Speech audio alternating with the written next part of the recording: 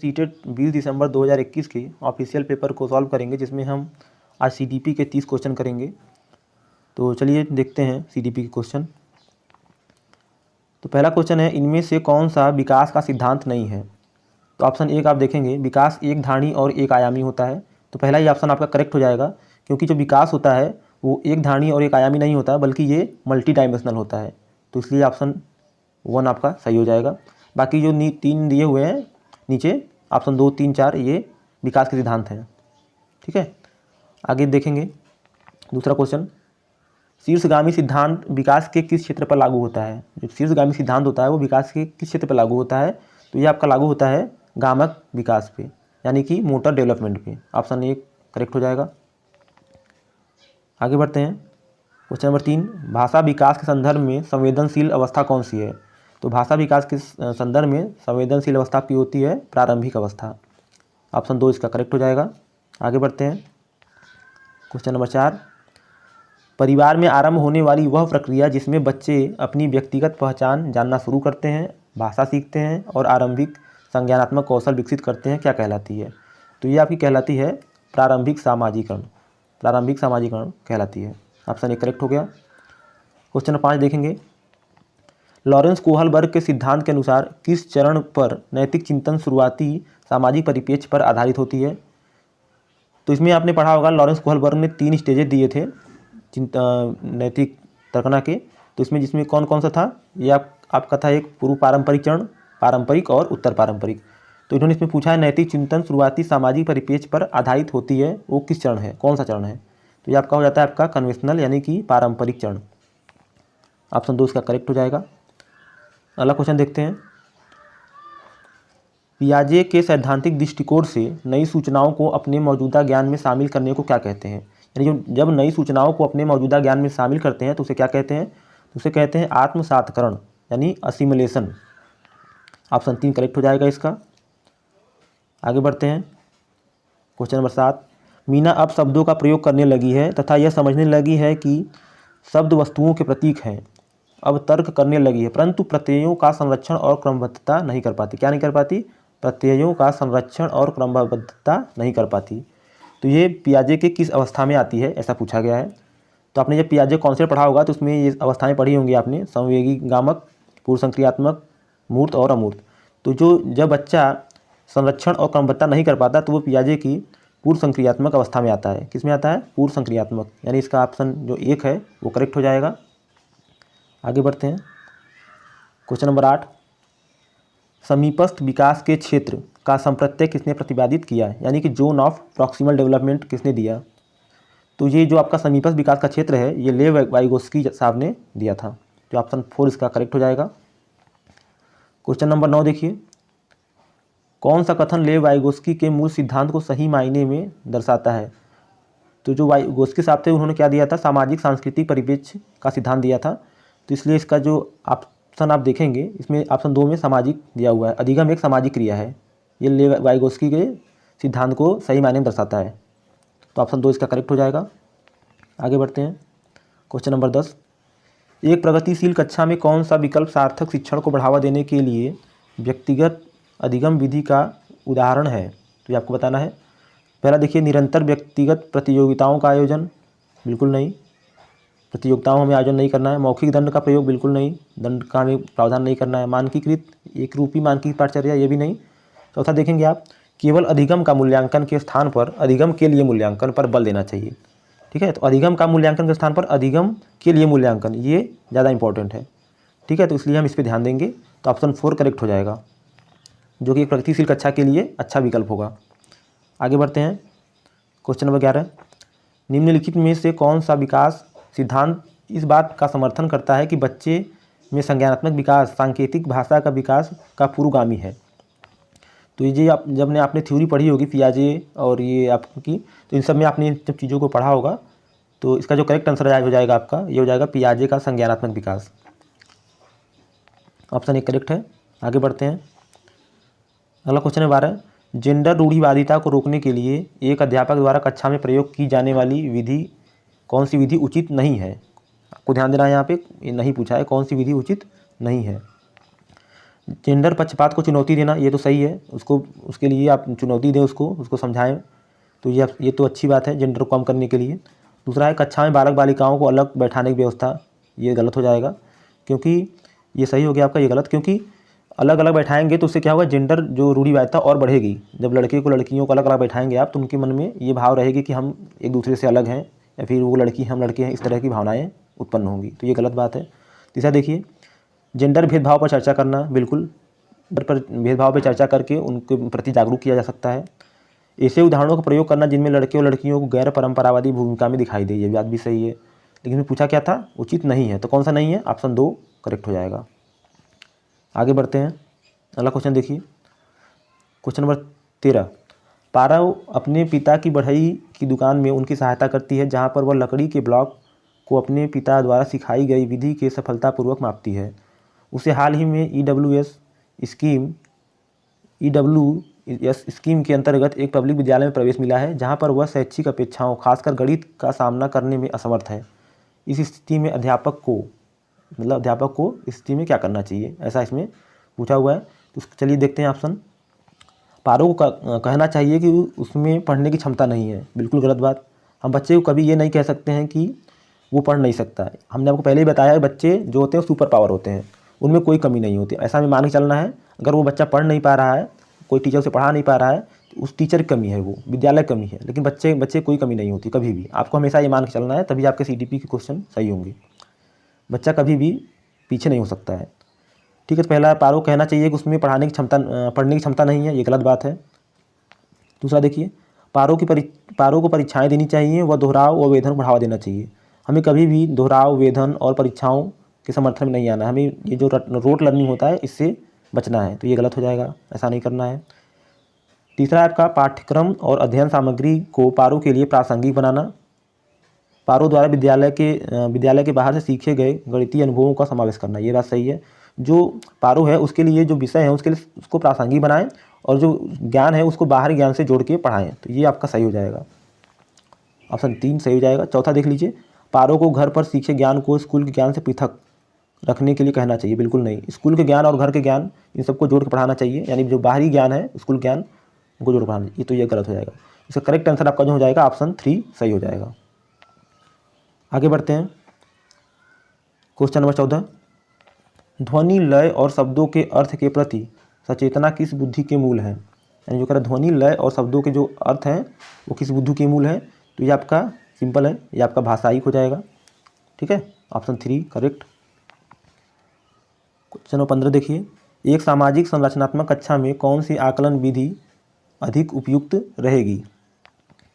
तो पहला है आपका सहयोगी प्रतियोगी कार्य, दूसरा है एक शब्दोत्तर वाले वस्तुपरक प्रश्न, मानक परीक्षण और मात्र स्मरण पर आधारित। इसमें जो आप देखेंगे पहला ऑप्शन दिया हुआ है सहयोगी प्रायोजित कार्य, तो ये आपका सही हो जाएगा, पहला ही ऑप्शन, क्योंकि हमें क्या करना है, हमेशा कोलैबोरेट करके काम करना है, मिलजुल के काम करना है, वो आपका बेहतर हो जाता है।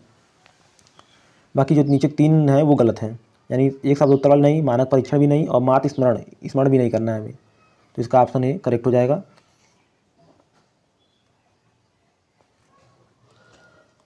अगला क्वेश्चन देखते हैं, क्वेश्चन 16। सतत एवं व्यापक मूल्यांकन में सतत का क्या अभिप्राय है।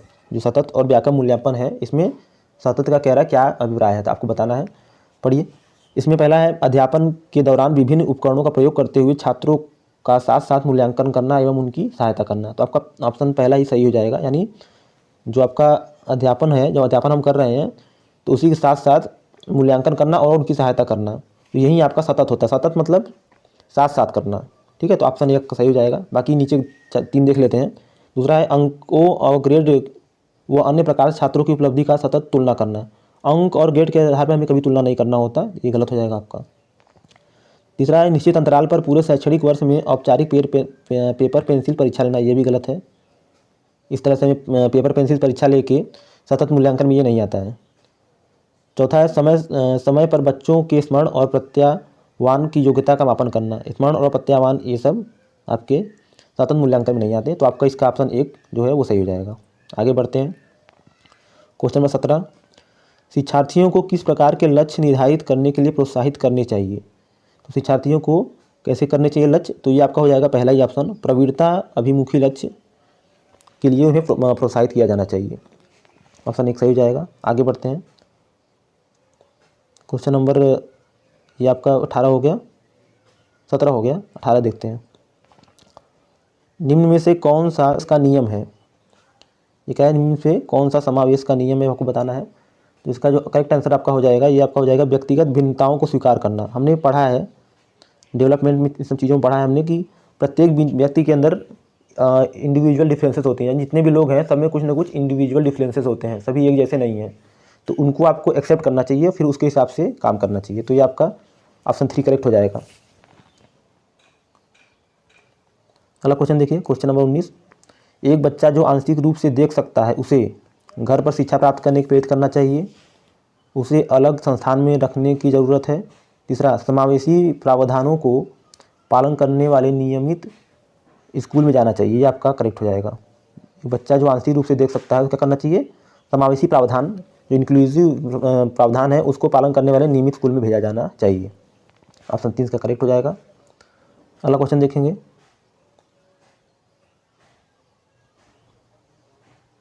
अगला क्वेश्चन देखिए, क्वेश्चन नंबर 20। निम्न में से कौन सी शिक्षा प्रणाली कक्षा में सृजनात्मकता में सहायक होगी, आपको बताना है। तो इसमें देखिए, पहला है कल्पनाशील उत्तरों को स्वीकार करना, ये सही है, सृजनात्मक के लिए सही है, अच्छी बात है। दूसरा है विचार मंथन पर बल देना, सही है, थिंकिंग, सोचना, लॉजिक लगाना। और आपका तीसरा है अभिसारी चिंतन, ये आपका गलत हो जाएगा, क्योंकि अभिसारी चिंतन क्या होता है, ये संकुचित सोच होती है, छोटी सोच। अभिसारी कन्वर्जेंट होता है ये, जहाँ पे हम अगर अब अपसारी होता तो उसे हम ले लेते, लेकिन यहाँ पे अभिसारी है तो इसे हम नहीं लेंगे। चौथा देखिए, असहमति के प्रति सहनशीलता, तो ये आपका ये सही हो जाएगा, यानी 1, 2 और 4, तो ये इसमें दिया हुआ है आपका, यानी ऑप्शन 4 आपका करेक्ट हो जाएगा। आगे बढ़ते हैं। अगला क्वेश्चन, क्वेश्चन नंबर 21 में दिया है एक स्वर चैंतिक चिंतन आत्मव्यूह वाले छात्र जो आयोजित सत्र की सामूहिक क्रियाकलापों को करने में कठिनाई का सामना कर रहा है की सहायता करने के लिए निम्नलिखित में से कौन सी विधि समावेशी दृष्टिकोण के अनुरूप नहीं है। तो इसमें आप देखेंगे सामूहिक कार्य के दौरान उपयुक्त प्रत्यक्ष और लिखित सामग्री, ये हो जाएगा। दूसरा देखिए, बच्चों को कम शोर वाले विश्रांत वातावरण में युग्मों में कार्य करने की अनुमति देना। तीसरा है बच्चे को विशिष्ट स्कूल में भेजना, तो ये आपका हो जाएगा ऑप्शन 3 इसका करेक्ट हो जाएगा, क्योंकि इसके अंदर जो है स्वैरचैंतिक वाले जो छात्र है वो कैसा है, ऑटिज्म से ग्रसित है, तो इसलिए इसको बच्चे को विशिष्ट स्कूल में भेजना होगा हमें। ऑप्शन 3 करेक्ट हो जाएगा। अगला क्वेश्चन देखिए, क्वेश्चन नंबर 22। एक प्राथमिक कक्षा में शिक्षकों को छात्रों को प्रश्न पूछने के लिए प्रोत्साहित करना चाहिए, हतोत्साहित करना चाहिए, कभी अनुमति नहीं देना चाहिए, सजा देनी चाहिए। तो इसका ऑप्शन 1 करेक्ट हो जाएगा। आपको समझ में आ रहा होगा, हमेशा प्राथमिक कक्षा में शिक्षकों को छात्रों को प्रश्न पूछने के लिए प्रोत्साहित करना चाहिए, न कि हतोत्साहित, ताकि वो क्वेश्चन करें जिससे वो और सीख सकें। ऑप्शन 1 करेक्ट हो जाएगा। अगला क्वेश्चन देखिए, विद्यालय को छात्रों में पाठ्य पुस्तकों को याद करके पुनः उगल देने की योग्यता के स्थान पर उनमें अपनी आवाज़ उठाने, जिज्ञासा शांत करने, क्रियाशील होने, प्रश्न पूछने के बाद विवाद करने, समूह में कार्य करने की योग्यता विकसित करनी चाहिए। सही बात है, बिल्कुल सही बात है। याद करने के बजाय उनमें कैसे होनी चाहिए, क्रियाशील, प्रश्न पूछने, इन सब की आवृत्ति होनी चाहिए, जिज्ञासा शांत करने, इन सब चीज़ों की, तो सही है। दूसरा है बी, अधिगम का स्वरूप क्रियाशील एवं सामाजिक है, बिल्कुल सही बात है। अधिगम का जो स्वरूप होता है कैसा होता है, क्रियाशील एवं सामाजिक, और जो ऑप्शन ए है वो बी का करेक्ट रीजन है, यानी उसकी सही व्याख्या, जो बी है वो ए का सही व्याख्या करता है। तो इसलिए आपका जो पहला ऑप्शन है ए और आर दोनों सही है, और आर सही व्याख्या करता है ए की। आगे बढ़ते हैं। Question number 24। एक विशेष विषय में विज्ञान और संबंधों को सुव्यवस्थित तथा निरूपित करने के लिए आलेखीय साधनों का प्रयोग क्या कहलाता है। तो इसका जो आपका है, ये आपका पहला ऑप्शन, पहला दिया है खंड, दूसरा दिया है अग्रवर्ती आयोजक, तीसरा दिया है स्मृति सहायक, और चौथा आपका दिया है संकल्पना मानचित्र। इसका जो करेक्ट आंसर रहेगा ये हो जाएगा संकल्पना मानचित्र, ठीक है, यानी कॉन्सेप्चुअल मैपिंग, ये आपका हो जाएगा कॉन्सेप्ट मैप। 24 हो गया। क्वेश्चन 25 देखेंगे। उस उदाहरण को चुनिए जो आंतरिक प्रेरणा को दर्शाता है। उदाहरण को चुनना है जो आंतरिक प्रेरणा को दर्शाता है। तो हमने आपको पहले ही वीडियो में बताया था कि जो आपका हम जब कोई बाहरी से रूप से, जैसे हम कोई पैसा देते हैं बच्चे को, कुछ लालच देते हैं या कोई पुरस्कार देते हैं, तो वो बाह्य रूप से प्रेरित करता है, यानी बाह्य रूप से उसको प्रेरणा देता है, वो इंटरनली मोटिवेशन नहीं होता है। तो ये आपको हमेशा ध्यान रखना है। तो देखिए इसमें पूछा है आंतरिक प्रेरणा को दर्शाता है। तो देखिए रोशनी परीक्षा में अच्छे अंक के लिए परिश्रम कर रही है क्योंकि उसके माता पिता उसे 90% से ऊपर अंक लाने पर घड़ी दिलाने की वादा किया है। तो ये गलत हो जाएगा कि वो उसे एक घड़ी देने के लिए यानी बाहरी पुरस्कार दे के उसे पढ़ाना चाहते हैं। तो क्या होगा, वो उसके लिए इंटरनल मोटिवेशन का काम नहीं करेगा। तो ये आपका बिल्कुल नहीं होगा, पहला वाला आपका। दूसरा देखते हैं, रूमी अपना गृह कार्य पूरा कर रही है क्योंकि उसके माता पिता फिर से उसे टीवी देखेंगे। ये भी आपका बाह्य मोटिवेशन हो गया, तो ये नहीं होगा। रोमा बहुत सी पुस्तकें पढ़ रही है क्योंकि रीडिंग स्टार बोर्ड पर अपना नाम ऊपर लाकर वह अध्यापिका प्रशंसा करना चाहती है। ये भी गलत हो जाएगा क्योंकि ये भी आपका बाय मोटिवेशन है। चौथा देखिए, अपनी परियोजना कार्य के लिए रवि विभिन्न स्रोत तलाश कर रहा है क्योंकि वह जानकारी लेने में रुचि रखता है। ठीक है, वो परियोजना कार्य के लिए विभिन्न स्रोत को तलाश कर रहा है। क्यों कर रहा है? क्योंकि वो अंदर से मोटिवेटेड है, वो अंदर से उसके प्रति उसको रुचि है। तो ये आपका इसका इंटरनली मोटिवेशन काम करेगा। तो इसका जो ऑप्शन आपका 4 है वो करेक्ट हो जाएगा, 4। आगे बढ़ते हैं, अगला क्वेश्चन, इनमें से कौन सी नीति छात्रों को चिंता का सामना करने में सहायता नहीं देती? ये आपको बताना है। क्वेश्चन नंबर 26 का पहला है छात्रों को अधिगम की प्रभावकारी और अर्थपूर्ण विधियाँ सिखाना। दूसरा है छात्रों को लघु अवधि के यथार्थवादी लक्ष्य निर्धारित करने में सहायता देना। तीसरा है छात्रों को अपनी चिंता की अनुभूति का स्रोत पहचानने में मदद करना। और चौथा है कक्षा में छात्रों के प्रदर्शन की एक दूसरे तुलना करना। तो उसमें आपका निगेटिव पूछा है, यानी कौन सी सहायता नहीं करता, तो ये आपका हो जाएगा कौन सा, कक्षा में छात्रों के प्रदर्शन की एक दूसरे से तुलना करना। हमें कभी भी छात्रों के बीच में उनके बीच में तुलना नहीं करना है। ठीक है, तो ये गलत हो जाएगा। तो या इसमें यही पूछा है नहीं, तो ये आपका सही हो जाएगा, ऑप्शन 4 इसका करेक्ट हो जाएगा। अगला क्वेश्चन देखते हैं, क्वेश्चन नंबर 27, रचिता एक गणित अध्यापिका अपने छात्रों की भाषा कथन वाले प्रश्नों में सही प्रक्रिया पहचानने में त्रुटियों का विश्लेषण कर रही है। इसके पीछे उसका क्या उद्देश्य है? तो क्या उद्देश्य है? अधिक त्रुटियों वाले छात्रों को कम त्रुटियों वाले छात्रों से पृथक करना। बिल्कुल नहीं, हमें कभी भी बच्चों को अलग नहीं करना होता है एक दूसरे से, उनमें डिफरेंसेस नहीं करने होते हैं, क्योंकि जो त्रुटियाँ होती हैं वो बच्चे कहीं ना कहीं वो उनके संसाधन होते हैं, उनसे वो सीखते हैं, तो गलतियाँ करते हैं फिर उनसे वो सीखते हैं। अगला है अधिक त्रुटियाँ वाले छात्रों को दंड स्वरूप अधिक प्रश्न देना। बिल्कुल नहीं, दंड की हमें प्रावधान नहीं करना, तो ये भी नहीं होगा आपका। त्रुटि सुधार के लिए अभ्यास का भी, यानी कि जो हम बार बार अभ्यास कराते हैं वो भी गलत है, हमें बार बार बच्चों से अभ्यास नहीं करवाना है। चौथा है त्रुटियों को समझना क्योंकि वो छात्रों के चिंतन को समझने में मदद करते हैं। ये बिल्कुल आपका करेक्ट हो जाएगा। जो त्रुटियाँ होती हैं वो उससे बच्चों को हम समझ सकते हैं कि बच्चे कहाँ गलतियाँ कर रहे हैं, तो उनकी हम सोच को समझ पाएंगे, फिर हम उस तरह से उनको पढ़ा पाएंगे। तो ये ऑप्शन 4 इसका जो है वो आपका करेक्ट हो जाएगा। आगे देखते हैं, क्वेश्चन नंबर 28, ये देखिए राष्ट्रीय शिक्षा नीति 2020 किस पर बल देती है? तो इसका जो आपका जो आप पढ़ेंगे राष्ट्रीय शिक्षा नीति, तो वो आप देखेंगे उसमें आपका संप्रति समझ यानी कि कॉन्सेप्चुअल अंडरस्टैंडिंग जो होता है उस पर विशेष बल दिया गया है। तो इसका करेक्ट आंसर हो जाएगा आपका संप्रत्ययी समझ यानी कॉन्सेप्चुअल अंडरस्टैंडिंग। क्वेश्चन नंबर 29 देखिए, बच्चे किस शिक्षा शास्त्र द्वारा सबसे अधिक अर्थपूर्ण अधिगम करते हैं? तो आपको बताना है क्वेश्चन नंबर 29 का आंसर। तो उसमें पहला दिया हुआ है व्याख्यान और प्रत्यक्ष अनुदेशन द्वारा, ये नहीं होगा आपका, व्याख्यान और अनुदेशन बिल्कुल नहीं। दूसरा है पुनरावृत्ति यंत्रवत जहाँ भी रहे और अभ्यास रहे तो वो रोट लर्निंग हो जाएगा, तो ये हमें रोट लर्निंग से नहीं करना है। तीसरा है जब वे कार्यों और क्रियाकलापों में क्रियाशीलता से भाग लेते हैं। बिल्कुल सही बात है, बच्चे सबसे अधिक अर्थपूर्ण अधिगम कब करते हैं? जब वो कार्यों खुद से करते हैं, लर्निंग बाय डूइंग, यानी खुद से करते हैं क्रियाकलापों को और उसमें क्रियाशील रहते हैं, खुद पार्टिसिपेट करते हैं। तो ऑप्शन 3 का करेक्ट हो जाएगा। चौथा भी देख लीजिए, कार्यों को पूर्ण करने में विभिन्न चरणों पर उपयुक्त इनाम दिए जाते हैं। बिल्कुल नहीं, हमने इसको पहले भी डिस्कस किया है, ये गलत है। तो इसका 3 हो गया। अब आज का आखिरी क्वेश्चन देखेंगे, क्वेश्चन नंबर 30। इसमें दिया है छात्रों को विभिन्न प्रकार की सामग्री का प्रावधान करवाना और उन्हें अपने अधिगम को स्वनिर्देशित करने की स्वतंत्रता देना को बढ़ावा देने की एक विधि है। तो ये आपको बताना है यंत्रवत अधिगम, प्रतिस्पर्धात्मक अधिगम, अन्वेषित अधिगम और निर्देशात्मक अधिगम। तो इसका जो करेक्ट आंसर आपका हो जाएगा वो हो जाएगा अन्वेषित अधिगम। इसमें क्या होता है, जब छात्रों को आप स्वनिर्देशित यानी उनको क्या होगा अधिगम के लिए स्वनिर्देशित की क्षमता देंगे तो बच्चे खुद से सीखेंगे। आपने जब पढ़ा होगा पियाजे पढ़ा होगा, तो पियाजे में भी उन्होंने कहा है, पियाजे ने, बच्चे जो होते हैं वो अपने ज्ञान का निर्माण स्वयं करते हैं, वो सक्रिय निर्माता, ज्ञान के सक्रिय निर्माता होते हैं, अपने चीज़ों को, अपने कॉन्सेप्ट खुद बनाते हैं। उन्होंने पियाजे ने इन्हें बच्चों को नन्हे वैज्ञानिक भी कहा है। तो ये आपका हो जाएगा जो ऑप्शन 3 अन्वेषित अधिगम आपका करेक्ट हो जाएगा। तो आज ये 30 क्वेश्चन थे। आई होप कि आप लोगों को पसंद आए होंगे, और ये आपके ऑफिशियल क्वेश्चन पेपर थे। बाकी नेक्स्ट वीडियो में मिलेंगे फिर अगले क्वेश्चन पेपर की से, जो कि 2021 में आए हुए थे। आज के लिए बस इतना ही, धन्यवाद।